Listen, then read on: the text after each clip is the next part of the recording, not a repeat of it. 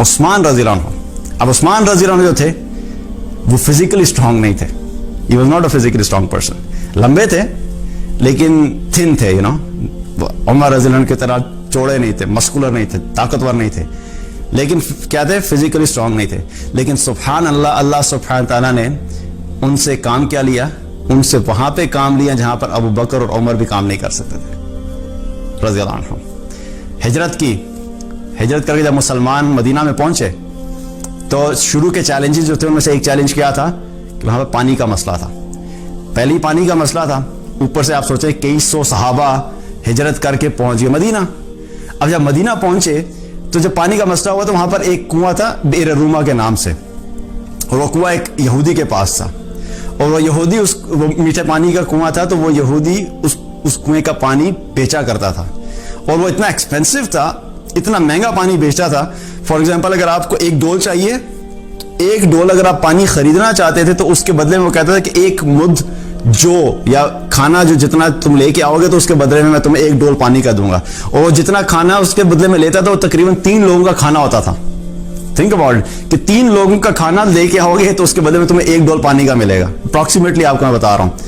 اب اس 1 ڈول میں انسان نے پینا بھی ہے, اپنے وضو کا بھی انتظام کرنا ہے, غسل کا بھی انتظام کرنا ہے, پھر گھر کی باقی چیزیں بھی کرنی ہیں, کپڑے بھی دھونے ہیں. 1 ڈول میں کیسے گزارا ہوگا؟ سو بیسیکلی پوائنٹ از کہ وہ اتنا ایکسپینسو تھا کہ عام مسلمان افورڈ ہی نہیں کر سکتا وہاں سے پانی لینا, رائٹ.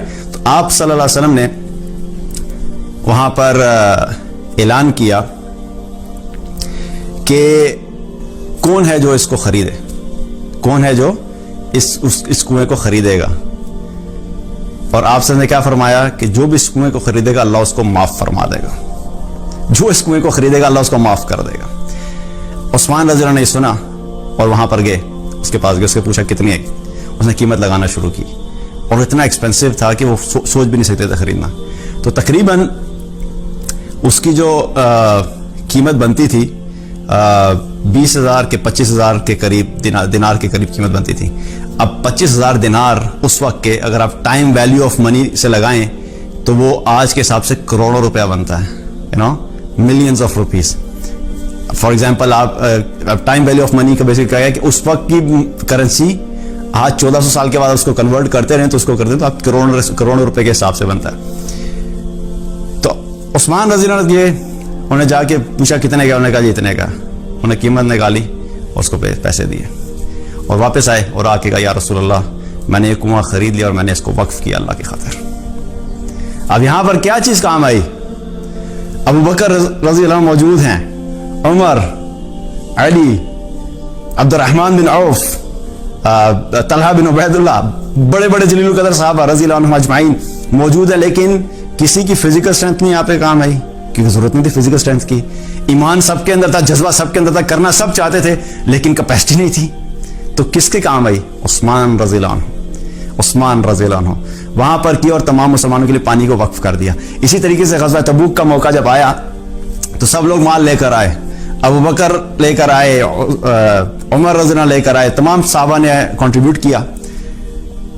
عثمان رضی اللہ عنہ بھی وہاں پر مال اپنا انہوں نے پریزنٹ کیا. آپ سب نے جب دیکھا کہ وہاں پر بہت سارے صحابہ تھے جو جانا چاہتے تھے, ان کے پاس مال نہیں تھا کیونکہ سفر بہت لمبا تھا. اب ہم تو یہاں بیٹھ کے سوچتے ہیں ایسے یار کرنا ہے, دین کے لیے کام کرنا ہے, نکلنا ہے, بس چلے جائیں گے, لیکن آپ پلان نہیں کرتے. میں آپ کو کہوں گا دین کی دعوت کا کام کرنا ہے فلاں ملک میں جا کے, تو پہلی چیز کیا ہوگی؟ آپ کا ایمان ہے, آپ کے پاس علم بھی ہے, جوش بھی ہے, اخلاص بھی ہے, تقویٰ بھی ہے, سب کچھ موجود ہے, لیکن جانے کے پیسے موجود نہیں ہیں. تو کیا کریں گے؟ آپ کر سکیں گے؟ نہیں کر سکیں گے. ٹھیک ہے, اللہ ذریعہ بناتا ہے, اللہ اسباب بناتا ہے, یہ اللہ کی ایک نظام ہے کہ اللہ کسی نہ کسی کو ذریعہ بناتا ہے. That's exactly what I am saying کہ اللہ سبحانہ تعالیٰ نے صحابہ کو کس کس طریقے سے یوز کیا ان کی اسٹرینتھ کے مطابق. تو وہاں پر کیا ہوا کہ جب لوگ نکل نہ سکے تو آپ صلی اللہ علیہ وسلم نے اعلان کیا کہ آپ صلی اللہ علیہ وسلم نے وہاں پر اعلان کیا کہ کون ہے جو ان لوگوں کے نکلنے میں مدد کرے گا. That means financial help. تو عثمان رضی اللہ عنہ نے کیا کیا کہ گئے اور جا کر 960 اونٹ, 960 کیملز اور 40 گھوڑے لے کر آئے, 1000 جانور وہ لے کر آئے, اور ساتھ 10,000 دینار لے کر آئے, لا کر رسول اللہ صلی اللہ علیہ وسلم کی خدمت میں پیش کیا, یا رسول اللہ یہ میری طرف سے ان سب کے لیے. اور آپ صلی اللہ علیہ وسلم ان دیناروں کو ہاتھوں میں یوں اٹھا رہے تھے اور کہہ رہے تھے کہ عثمان آج کے بعد تیرا کوئی عمل تجھے کوئی نقصان نہیں دے گا، آج کے بعد تیرا کوئی عمل تجھے کوئی نقصان نہیں دے گا، یعنی آگے کی بھی معافی۔ ہم تو پیچھے کے معاف کرانے کی ٹینشن میں رہتے ہیں کہ اللہ ہمارے پیچھے گناہ معاف کر دے، آگے کون سے ہوں گے ہمیں نہیں پتا۔ تو آپ صلی اللہ علیہ وسلم کیا فرما رہے ہیں کہ آگے کی بھی معافی ہے، عثمان آج کے بعد تیرا کوئی عمل تجھے نقصان نہیں دے گا، سبحان اللہ۔ So that was the contribution of Usman رضی اللہ عنہ۔ اسی طریقے سے جب مسجد نبوی کے ایکسپینشن کا وقت آیا، جب رسول اللہ صلی اللہ علیہ وسلم وہاں پر مسجد نبوی میں وہاں پر نمازیں شروع ہو گئی، دین کی درس کا کام شروع ہو گیا، لوگ آنا شروع ہو گئے، اور وہاں پہ کیا ہو گیا، مسجد چھوٹی پڑ گئی۔ اب آپ کو مسجد کو ایکسپینڈ کرنا تھا۔ مسجد کو جب ایکسپینڈ کرنے کی باری آئی تو وہاں پر ایک لینڈ تھا، ایک زمین کا حصہ تھا۔ آپ صلی اللہ علیہ وسلم نے فرمایا کہ کون ہے جو اس حصے کو خرید کر مسجد کا حصہ بنائے، اللہ اس کو جنت میں اس سے بہتر جگہ عطا فرمائے گا۔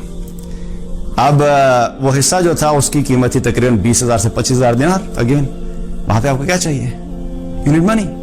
صحابہ تھے، ایمان تھا، سب کو سب کچھ کرنا چاہتے، لیکن وہاں پر صرف ایمان کافی نہیں تھا، مال کی ضرورت تھی۔